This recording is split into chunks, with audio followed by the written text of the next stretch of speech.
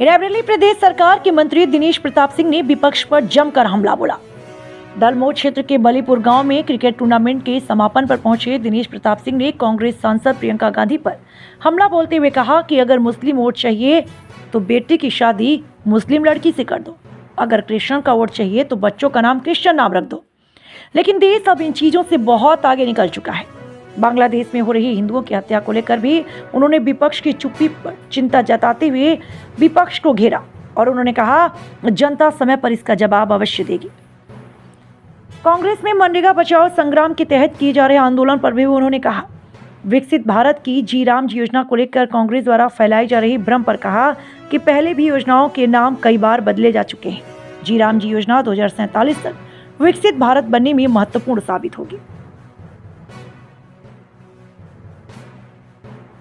किस कार्यक्रम में पहुंचे हैं, क्या कुछ रहा है आज का कार्यक्रम?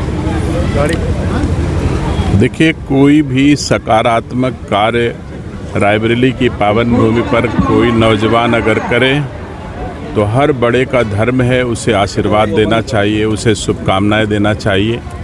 ऐसा ही एक कार्यक्रम नौजवानों के बीच में अनुष्ठान सिंह जी ने आयोजित किया है और काफ़ी दिनों से चल रहा है। दूर दूर तक के नौजवानों को इकट्ठा करके उनके बीच में खेल प्रतियोगिता का आयोजन किया गया है। आजकल ज़माना इतना ख़राब है, ऊर्जा को सही दिशा में ले जाना आप बुजुर्गों का काम होता है।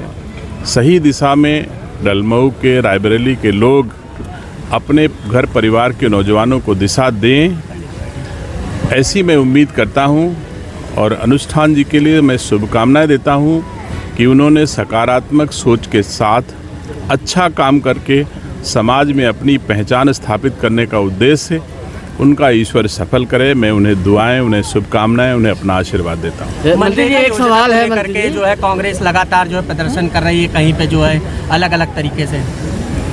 फिलहाल तो विषय युवाओं से जुड़ा हुआ है। मंत्री जी, एक सवाल है, लेकिन कांग्रेस का विषय अगर आप कह रहे हैं, कौन सा विषय आपने पूछा? मनरेगा योजना को लेकर के कांग्रेस अलग अलग प्रदर्शन। देखिए, जब से देश आज़ाद हुआ है तब से आज तक कम से कम 12 बार मनरेगा जैसी योजनाओं का नाम बना, बढ़ाया गया, जोड़ा गया, बदला गया।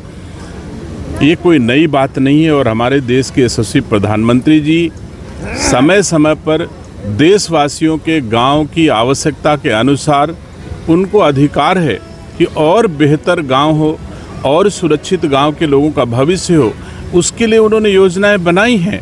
मैं समझता हूं जिस ओर उनका ध्यान जा रहा है, अकेले कांग्रेस में 5 बार मनरेगा जैसी योजना का नाम बदला गया है।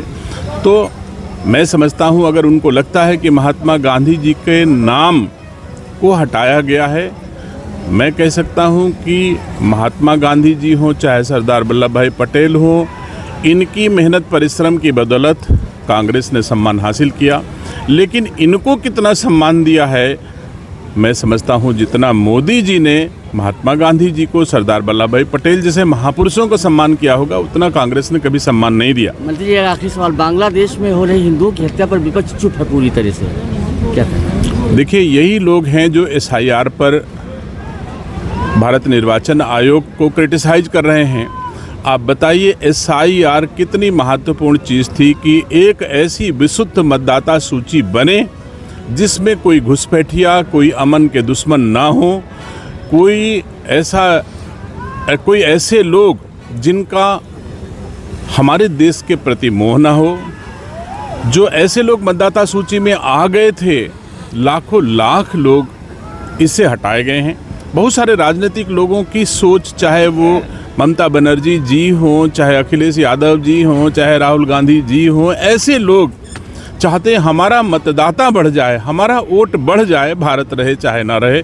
तो ऐसी भावनाओं के साथ जो SIR के बारे में चर्चा करते हैं वो देश के दुश्मन हैं। देश को मजबूत बनाने के लिए हमारे देश के यशस्वी प्रधानमंत्री जी, हमारे उत्तर प्रदेश के गृह मंत्री जी काम कर रहे हैं। इससे विचलित नहीं होंगे कि कांग्रेस क्या कहती है।